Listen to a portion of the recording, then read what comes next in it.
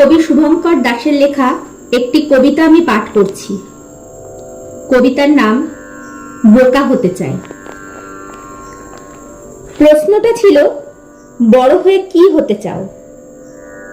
এক ক্লাস ভর্তি ছেলে মেয়ে, কেউ ডাক্তার, ইঞ্জিনিয়ার, কেউ বা সায়েন্টিস্ট।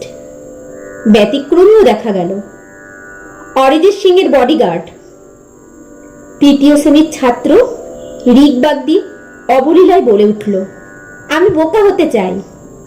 হ্যাঁ, আমি বড় হয়ে বোকা হতে চাই। হতবাক হয়ে মাস্টারমশাই বলল, তাহলে তো ঠকাবে তোমাকে সবাই। উত্তরটা আশা করেনি সেদিন মাস্টারমশাই। রিক নামের সেই সাধারণ ছেলেটা সরল মুখে চাহনিতে বলে উঠল, তাতে কি, আমি তো কাউকে ঠকাবো না। এই একটা কথা দাবানলের মতো সারা বাংলায় ছড়িয়ে পড়ল। বিশিষ্টজনেরা সাধুবাদ জানালো, অনেকেই ধন্য ধন্য করলো। কিন্তু প্রশ্নটা সেখানেই থেকে গেল।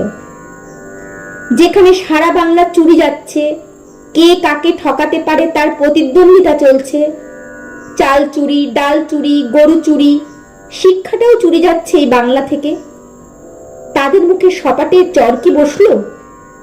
প্রশ্ন করুন নিজের বিবেকের কাছে। এই তৃতীয় শ্রেণী পড়া ছাত্রটা যে সম্মান, যে ভালোবাসা আজ পেয়েছে, আইএস, আইপিএস, ডাক্তার, ডিগ্রিধারী নেতা মন্ত্রীরা তারা কড়ামাত্র পায় কি? প্রশ্ন করুন নিজের বিবেকের কাছে। তারা কি পারবে মানুষ ঠকানো ব্যবসা ছেড়ে দিয়ে সত্যিকারের মানুষ হতে? না, মানুষ নয়, বোকা হতে।